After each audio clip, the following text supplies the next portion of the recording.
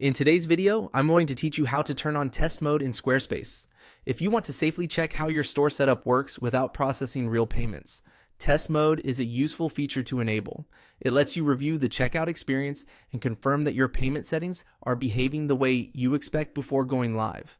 The good news is that turning it on is quick and straightforward. To begin, go to your Squarespace site dashboard. Once you're there, look to the top left corner of the screen and click the search icon.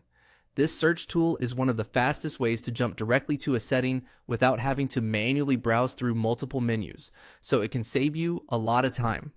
After opening the search, type the word test into the search bar. As you type, Squarespace will start showing matching settings and options. You're looking for the result labeled Store Test Mode. This is the setting that controls whether your store is in testing mode or operating normally with live transactions. When you see Store Test Mode in the results, click on it. That will take you directly to the page where this option is nudged. If you're following along in your own account, just make sure you're selecting the correct setting and not a similar sounding option. Going through the search is usually the easiest route. On the Store Test Mode page, you'll see the option to enable test mode. Click that button to turn it on. Once selected, Squarespace will switch your store into testing mode, allowing you to go through the payment process in a non-live environment.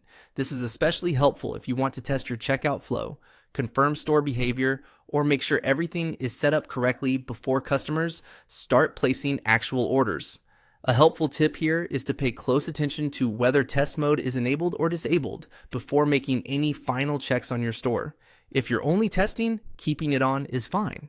But when you're ready to start accepting real customer payments, you'll want to come back and turn it off. And that's it. You've successfully turned on test mode in Squarespace. As you can see, the process is simple. Use the search icon, type test, open store test mode, and enable the setting. Thanks for watching, and I'll see you in the next video.